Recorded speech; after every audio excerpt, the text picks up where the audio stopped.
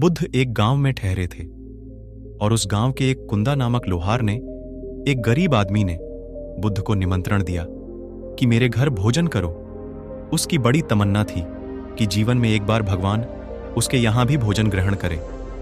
वह निमंत्रण दे ही रहा था कि इतनी देर में गांव को कोई धनपति ने आकर भगवान को कहा कि आज का भोजन निमंत्रण मेरा ग्रहण करे। पर भगवान बुद्ध पहले ही निमंत्रण ले चुके थे। उन्होंने धनवान व्यक्ति को मनाकर इस गरीब के घर जाने का निर्णय लिया था। पर इस गरीब के पास भगवान बुद्ध को खिलने के लिए कुछ नहीं था। भगवान बुद्ध गए। उस आदमी को भरोसा भी न था कि भगवान उसके घर पर भी कभी भोजन ग्रहण करने के लिए आएंगे।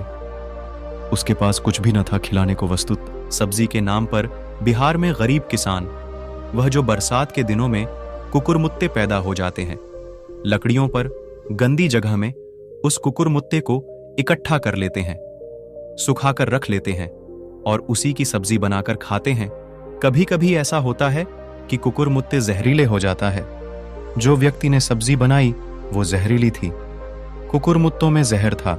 बुद्ध के लिए उसने कुकुरमुत्ते की सब्जी बनाई और भगवान बुद्ध यह सब्जी खा गए।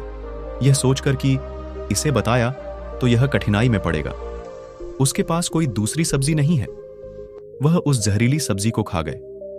इसी भोजन के कारण भगवान बुद्ध की मृत्यु होती है। मृत्यु से पहले जब कुंदा को पता चलता है, वो बहुत विलाप करता है कि सारे संसार को प्रकाश देने वाले आज मेरे यहाँ का भोजन खा के विलीन हो रहा है। वो बहुत विलाप करता है।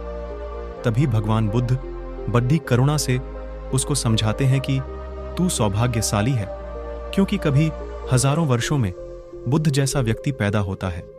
दो ही व्यक्तियों को उसका सौभाग्य मिलता है। पहला भोजन कराने का अवसर उसकी मां को मिलता है और अंतिम भोजन कराने का अवसर तुझे मिला है।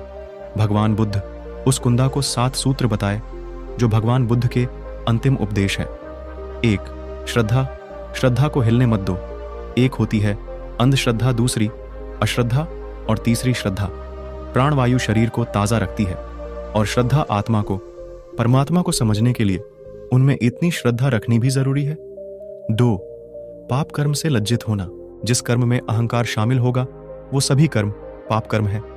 अगर आप दान भी अहंकार से दे रहे हो तो वो भी पाप कर्म है। 3. शुभ विद्या का संचय।